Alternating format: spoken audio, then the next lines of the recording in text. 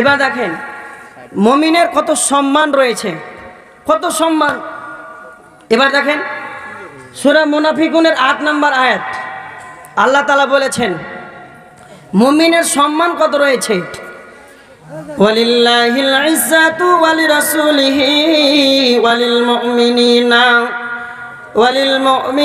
ওয়ালাকিন্নাল মুনাফিকিনা লা ইয়ালামুন। আমার আল্লাহ বলেছেন সূরা মুনাফিকুনের ৮ নম্বর আয়াতের ভিতরে আল্লাহ বলেছেন তিনজনের সম্মান রয়েছে। এই তিনজনের সম্মানকে কেউ কোনোদিন বেইজ্জতি করতে পারেনি আর পারবে না। আল্লাহ বলেছেন ওয়ালিল্লাহিল ইজ্জাতু ওয়ালিরাসূলিহি ওয়ালিল মুমিনিনা, আল্লাহর সম্মান, রাসূলের সম্মান, মুমিনের সম্মান, এই তিনজনের সম্মান রয়েছে। একটা মুমিনের সম্মান কত রয়েছে। এবার আপনাকে আমি একটা ঘটনা শোনাই। একটা মুমিনের কত সম্মান। একটা মুমিনের নিকটে যখন মালাকুল মউত আসবে, আজরাইল যখন আসবে, জান্নাতের সুগন্ধিময় কাফন নিয়ে আসবে, এটা মুমিনের সম্মান। দ্বিতীয় নাম্বার, মুমিনের নিকটে যখন মালাকুল মউত আসবে, তখন মুমিনকে বলবে তোমার জন্য আল্লাহর সুসংবাদ, তোমার জন্য আল্লাহর সুসংবাদ।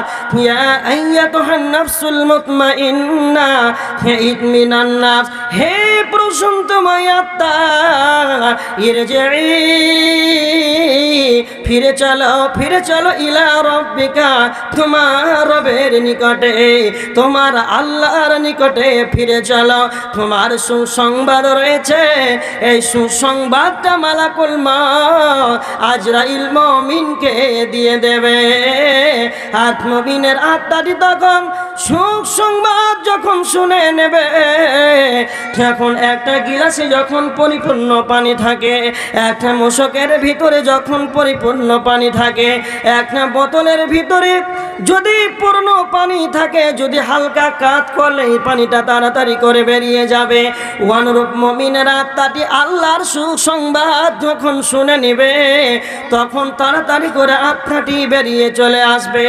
আর জান্নাতের কাফনে তাকে নিয়ে যাওয়া হবে, আসমানের উপরে নিয়ে যাওয়া হবে। প্রথম আসমানে নিয়ে যাবে, বলা হবে আসমানের দরজা খোলো।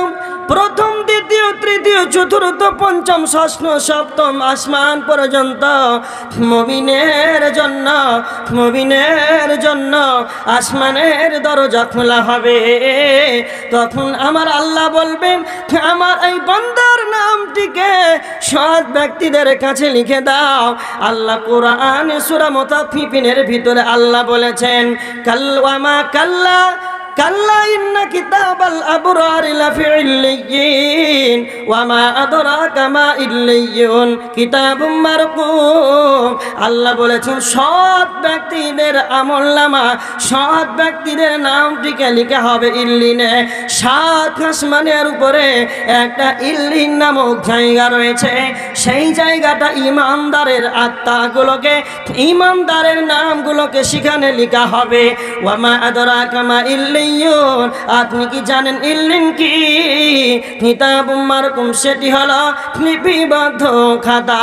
সেখানে মুমিনের নামটিকে ইল্লিনে নোট করা হবে। এটা হচ্ছে মুমিনের সম্মান, ইমানদারের সম্মান এটা।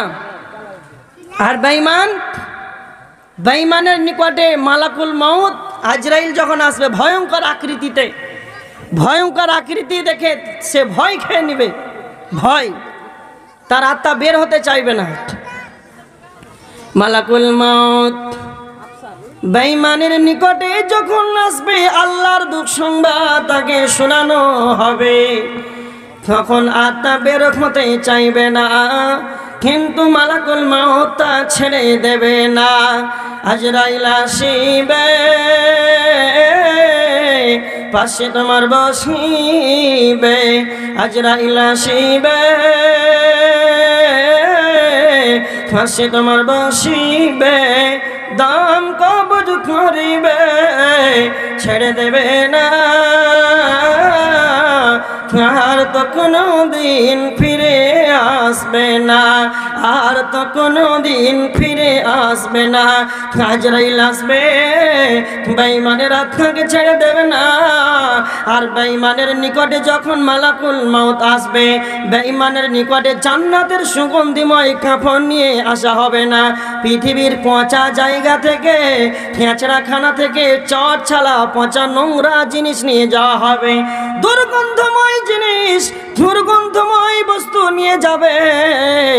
আর বেঈমানের আত্মাটিকে বের করার পর তখন এই দুর্গন্ধময় আত্মা যখন উপরে নিয়ে যাওয়া হবে, বলা হবে আসমানের দরজা খোলা। বেঈমানের জন্য আসমানের দরজা খোলা হবে না, বেঈমানের জন্য আসমানের দরজা খোলা হবে না। এর প্রমাণ সূরা আরাফের 40 নম্বর আয়াত। আল্লাহ বলেছেন, ইন্নাল্লাযীনা কাযযাবু বিআয়াতিনা ওয়াস্তাকবারু আনহা লা তুফাত্তাহু লাহুম আবওয়াবুস সামা।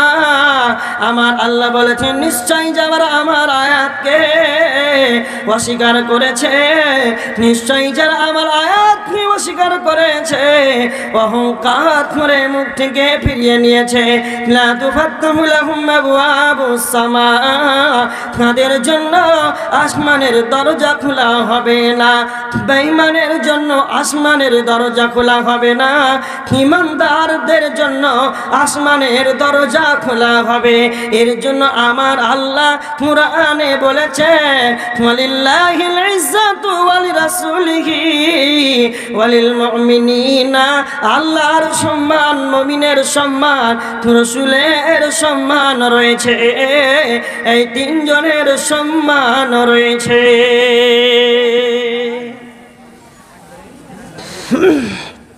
এই তিনজনের সম্মান রয়েছে।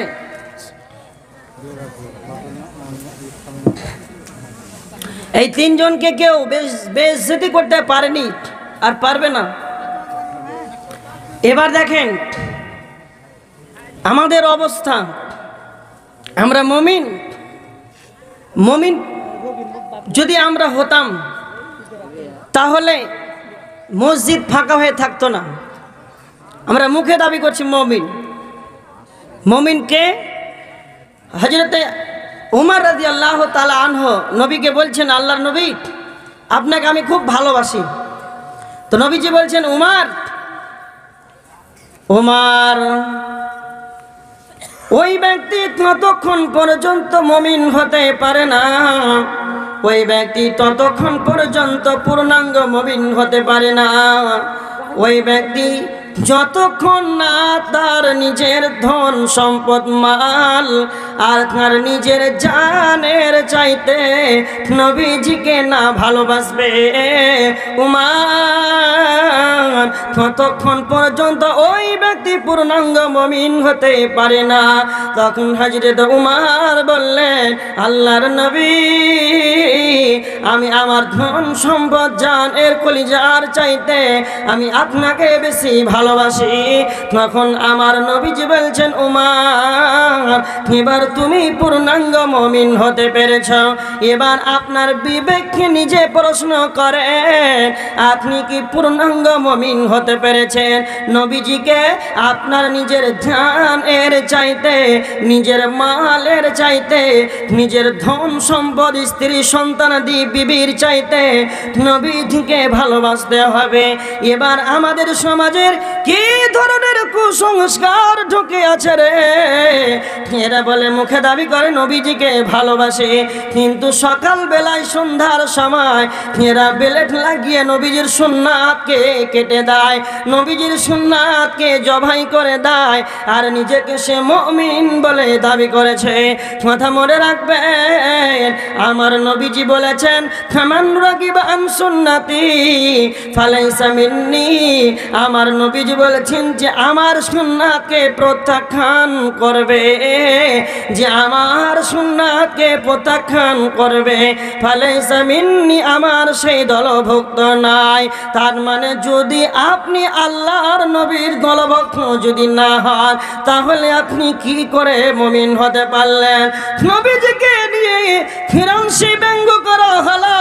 ভারতবর্ষের মাটিতে একজন মহিলা, তার নাম নুপুর মা নবীজিকে নিয়ে হযরতে আয়েশা রাদিয়াল্লাহু তাআলা আনহাকে নিয়ে যে কুরুচিকর মন্তব্য করেছে, এটা শোনার পর নবীজিকে যে ব্যঙ্গ করা হচ্ছে, আর আপনার মতন মুসলমান ব্যাগের মতন রক্ত ঠান্ডা হয়ে আছে, তবে কেন আপনি নিজেকে মুমিন বলে দাবি করেছেন?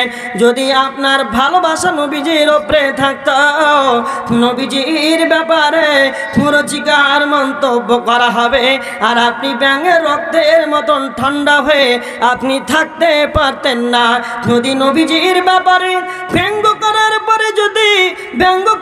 পরে যদি আপনার দিলে ব্যথা না আসে, যদি আপনার মনটা যদি ভারাক্রান্ত না হয়, তাহলে আপনি এখনো মুমিন হতে পারেননি, মুমিন হতে পারেননি। যদি এরকম আপনার ভিতরে থাকে, যদি আপনার ভিতরে এরকম থাকে, তারপরে মুমিন যে হবে সে ভালোবাসবে কাকে? কাকে বলেন তো? কাকে? নবীজিকে ভালোবাসবে। আর একজন আল্লাহ সুবহানাহু ওয়া তাআলাকে। তার মানে পৃথিবীতে যতগুলো ভালোবাসা আছে, পৃথিবীতে যত আত্মীয়তার প্রেম বন্ধন আছে, এগুলো হচ্ছে ধোঁকার ভালোবাসা। এগুলো হচ্ছে ধোঁকার ভালোবাসা। কেমন? আপনি আপনার স্ত্রীকে আপনি খুব ভালোবাসেন, প্রচুর ভালোবাসেন, মানে আপনি বলে বুঝাতে পারবেন না, লিখে বুঝাতে পারবেন না। আপনি আপনার সন্তানকে খুব ভালোবাসেন। একটা মহিলা তার সন্তানকে প্রস্রাব করাতে গিয়ে মৃত্যুর সম্মুখীন হয়েছে, তবুও তার সন্তানের প্রতি এত মহব্বত। কেন কথাটি বললাম? পৃথিবীতে যত আত্মীয়তার বন্ধনের মহব্বত, প্রেম, ভালোবাসা আছে, পৃথিবীর ভালোবাসা এটা হলো ধোঁকার ভালোবাসা। কেন? যেই দিন কিয়ামত হবে, সেই দিন আপনার সন্তান আপনাকে পরিচয় দেবে না। যেই সন্তানের জন্য মাথার ঘামকে পায়ের নিচে ফেলেছেন, সেই সন্তান কিয়ামতের দিন পরিচয় দেবে না। নিজের বিবিকে, নিজের স্ত্রীকে এতটাই ভালোবেসেছেন, আপনার জেনে মাথায় ব্যথা হলে আপনার স্ত্রীর ব্যথা হয়, আপনার স্ত্রীর পেট ব্যথা হলে আপনার মনের ব্যথা হয়। এতটাই যেন আপনি ভালোবেসে ফেলেছেন, কিন্তু এতটা ভালোবাসার পর এই স্ত্রী কিয়ামতের দিন আপনাকে স্বামী রূপে পরিচয় দেবে না। তার মানে পৃথিবীর বুকে যতগুলো ভালোবাসা আছে, এগুলো হলো ধোঁকার ভালোবাসা। আসল প্রেম কে করবে? আসল প্রেমিককে না তো যে আল্লাহর সঙ্গে প্রেম করবে। আসল প্রেমিককে যে আল্লাহর সঙ্গে প্রেম করবে। তো মুমিন যারা হবে এরা আল্লাহকেই ভালোবাসবে। মুমিন যে হবে আল্লাহকে ভালোবাসবে। তার মানে যেই দিন পৃথিবীর বয়স শেষ হয়ে যাবে, যেই দিন কিয়ামত হবে, সেই দিন আসমান মণ্ডলী, নভমণ্ডল, ভূমণ্ডল থাকবে না, পৃথিবীর কিছুই থাকবে না, লণ্ডভণ্ড হয়ে যাবে। স্বামী স্ত্রীর আত্মীয়তা থাকবে না। আপনার যতগুলো আত্মীয়তার ভালোবাসার বন্ধন রয়েছে, এগুলো সমস্ত সব কিছুই ধ্বংস হয়ে যাবে। এর প্রমাণ আমার আল্লাহ সূরা রহমানের 26 নম্বর আয়াতের ভিতরে আল্লাহ বলেছেন, কুল্লু মান আলাইহা ফান, সমস্তই কিছু হলো ধ্বংসশীল, সমস্ত কিছুই হলো ধ্বংসশীল, সমস্তই কিছু ধ্বংস হয়ে যাবে। ওয়ায়াবকা ওয়াজহু রাব্বিকা যুল জালালি ওয়াল ইকরাম, শুধু একমাত্র তিনি থাকবেন, তিনি হলেন আল্লাহ। আল্লাহ সুবহানাহু ওয়া তাআলা তিনি একাই থাকবেন। এর প্রমাণ আল্লাহ নিজেই বলেছেন সূরা আল হাদিদের 3 নম্বর আয়াতের ভিতরে। আল্লাহ বলেছেন হুয়াল আউয়ালু ওয়াল আখিরু, আল্লাহ বলেছেন আমি সর্বপ্রথম, আমি হলাম সর্বশেষ। আল্লাহ সর্বপ্রথম, আল্লাহ সর্বশেষ। তার মানে আল্লাহ ছিলেন, আল্লাহ আছেন, আল্লাহ থাকবেন। আল্লাহ ছিলেন, আল্লাহ আছেন, আল্লাহ থাকবেন। আর সারা পৃথিবী ধ্বংস হয়ে যাবে। তার মানে যে আল্লাহর সঙ্গে ভালোবাসবে, আল্লাহর সঙ্গে প্রেম করবে, এটা যদি সে মরে যায়, যায় কবরেও সে আল্লাহর প্রেম কাটবে না, কিয়ামতের দিন আল্লাহ থাকবে, আল্লাহর ভালোবাসা সে পাবে, আবার জান্নাতে চলে যাবে, আল্লাহর ভালোবাসা পেতে থাকবে। আর পৃথিবীর সমস্ত কিছুই হলো এগুলো ধোঁকার ভালোবাসা। তো আত্মীয়তার বন্ধন যে রাখতে চাইবে এগুলো ধোঁকার ভালোবাসা, কিন্তু যে মুমিন হবে আল্লাহকেই ভালোবাসবে, আল্লাহকেই ভালোবাসবে, যে মুমিন হবে আল্লাহর সঙ্গে প্রেম করবে।